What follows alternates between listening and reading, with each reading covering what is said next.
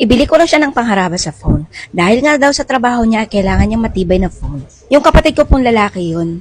Dahil sa trabaho nga niya, hindi niya talaga maalagaan yung phone niya, pero gusto niya mag-phone.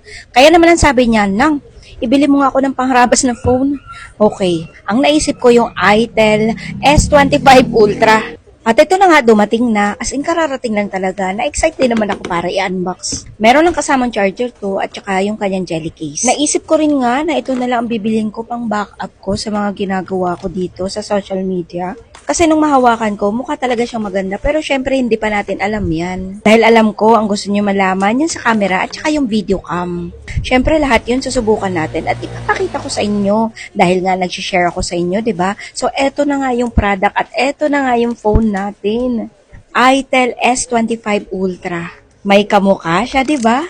Kulay black din talaga ang kinuha ko kasi universal talaga ang black as in elegant din mga mi.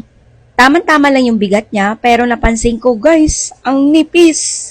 Sabi nila kahit ihampas mo tong phone na to hindi masisira or kahit ibato mo hindi masisira. Pero hindi ko naman to binili para ibato-bato lang. At ang sabi nila sa mga ibang nag-reviews, pwede ding mabasa, pwede malubog sa tubig, water resistant ika nga. Pero hindi ko rin siya binili para basain ng tubig. Alam ko masisira din naman at masisira talaga yung phone natin pero hindi ko naman binili to para sirain. So, yan nga, sinubukan ko i-open yung ating TikTok at guys, napakaganda, napaka-smooth. At ito na nga ako, yung kanyang pagkuha ng picture, maganda rin, malinaw. At ito naman yung video natin. Guys, nagulat ako sa halaga ng phone na to, napakamura, pero ang ganda ng pagkuha ng camera niya. Para ka nang may gimbal, guys. Yes, stabilize na rin yung kanyang video.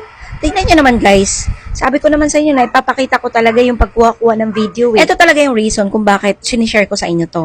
Kasi halos lahat naman ata tayo mga content creator. Ito yung gusto nyo, diba? Malinaw ang video, stabilize ang video, malinaw ang cam.